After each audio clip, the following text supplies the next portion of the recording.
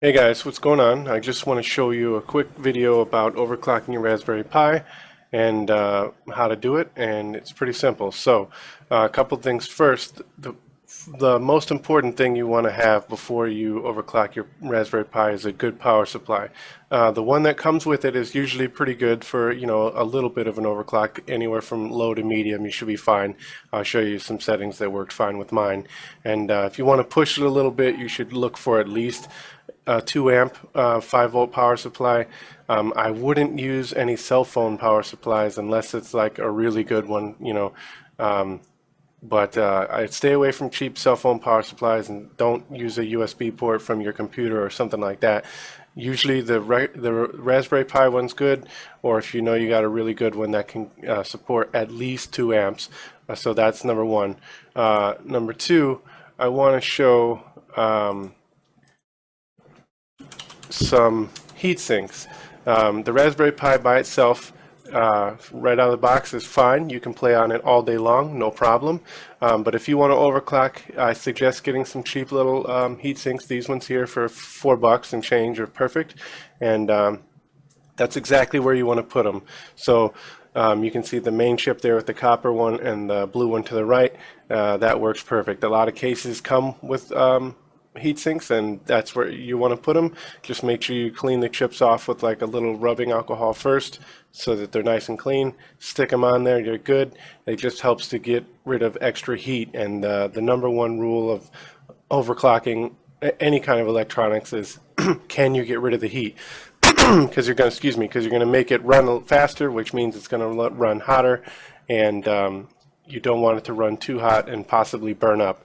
So while overclocking the Raspberry Pi is generally safe, it goes without saying that it's possible you can break your Raspberry Pi. It's not very likely, but it's kind of do it at your own risk kind of deal. And everybody's settings are going to vary. Even though we all have Raspberry Pi, they're not all exactly the same. So while some Raspberry Pis can overclock to, let's say 1300, you might only be able to get to 1200. So just keep that into consideration, and I'll teach you where the settings are and how to play with them. So here's the heat sinks. Those are good. It's a must-have if you're going to overclock, so you can get rid of the heat. Fan is kind of optional. If you want to push it really high, the fan helps, but for the basic settings I'll show you, the heat sinks should be good enough. So let's go, and I've got one of my SD cards loaded. You'll need a card reader to read your SD card. It's way easier if you just put it into your computer and do it that way and then put it back into your Pi. You can't do it through the command line. It's not that hard. It's just a little bit more work, and like I said, this is just a lot easier. So when you put your SD card in there, it'll be called boot. So you open it up, and you're not going to see any of your ROMs or anything in there because Raspberry Pi is a different operating system. But what you will see is some config files. So the one you're interested in here is the config.txt file. It's probably going to be white like these ones, and if that's the case, you can open it with Notepad like this. But what I really suggest is just go and grab a program called Notepad++. It's really quick and easy. It's free, and it's meant for managing code language. And what that means is it just makes it nice and organized and easy to read instead of looking like a bunch of gibberish. So as you see, Google it, click the first link, download, you're good to go. So let's take a look. So it's going to open up in Notepad++, and this is just my basic settings. So this is what my settings currently look like. This is a little bit more of a higher overclock. So I'll show you some basic settings. I saved it to my desktop here. This is what yours will probably look like. And the way this works is that anything with a hashtag or a pound sign in front of it is called a comment. And all that really means is it's like a description, a sticky note. Anything after the pound sign pretty much doesn't count. It's not going to do anything. It's just there for a reminder or whatever the case may be. Even if it's an actual line of code, if it's commented out, it's not going to run. So one of the main uses for that is to add comments. That's why it's called commenting. So you can see here it'll say uncomment for composite pale, which is a video setting, but even here it says uncomment to overclock the ARM, which is the processor of the Pi. So that means that these here are the overclock settings, and I can simply turn this line of code on and off by removing the pound sign. So that now means it's going to run, or I can turn it off and turn it back on. So when you come into your config.txt, I'll post the code below for overclocking. It's going to look like this, and you can play with these numbers. This 1200 is a general setting. It works pretty good. So you know, if you put these in and your Pi's not working and you want to get rid of it, you can either come back to this config.txt and just delete these, or you can simply comment them out. So if you're trying to troubleshoot, you know, plug and play different things, you know, you're not sure which of these settings is making your Pi unstable or whatever the case may be, you can come out and test them one by one and just say, okay, I'm going to turn everything off but this one. So this is the setting for the processor, so the processor is going to overclock, but the rest of it isn't. So that's how you kind of turn on and off the settings. So what I'm going to do now that you know where the settings are and how to use them is I'm going to try to do like a little demo. So as you can see, these are my current settings in the Raspberry Pi, and this is actually a secondary image. So I'm going to grab my Raspberry Pi and I'm going to comment the overclocking out so that it's just default, and then we're going to boot up one of the games for like N64 that I know runs a little bit slow and see how that goes. So one second. Okay, so I loaded up GoldenEye and you can see this intro scene.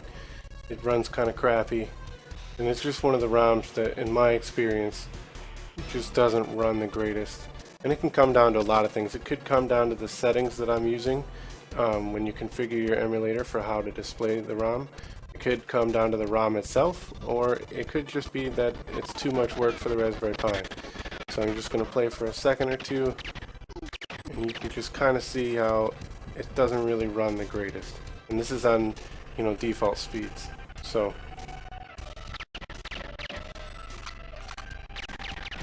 it's kind of crappy. It's not going to really look any better. It'll just run faster. So in a tunnel, it's not that bad. But when you come out into like a big open area or you got explosions going on, not the greatest. So let's change those settings. So I'm going to come in here and I'm going to open up my config file like I showed you. And I'm going to go to my overclock settings. Let me bring those up for you, which are here.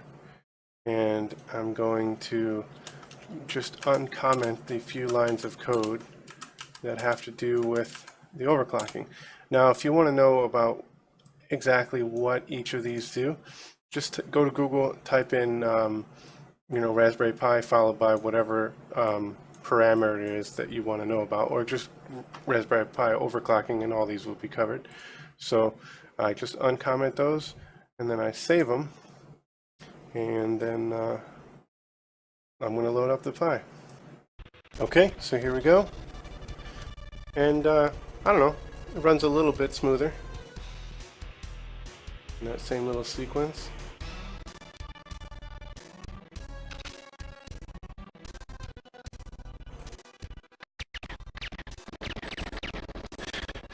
Again, GoldenEye is not really the greatest ROM, but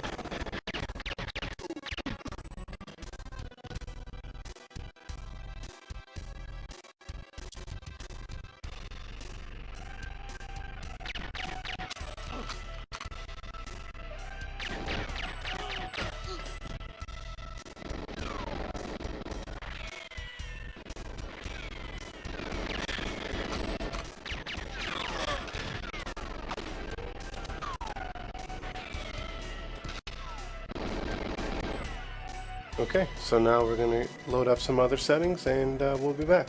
Okay, so I'm going to just show you, I went to the attract mode forums, which is a front end for Raspberry Pi. You can go to whatever forum you want. RetroPie forum has a lot of good information too, but I'm just going to copy these settings that somebody else posted, and I've used them. I know they're all right, and it's a little bit more aggressive of an overclock than I had, which I showed you previously, and we'll see what the difference is. So here we go. I'm going to open up our command line, and just for the sake of being organized, I'm going to get rid of these.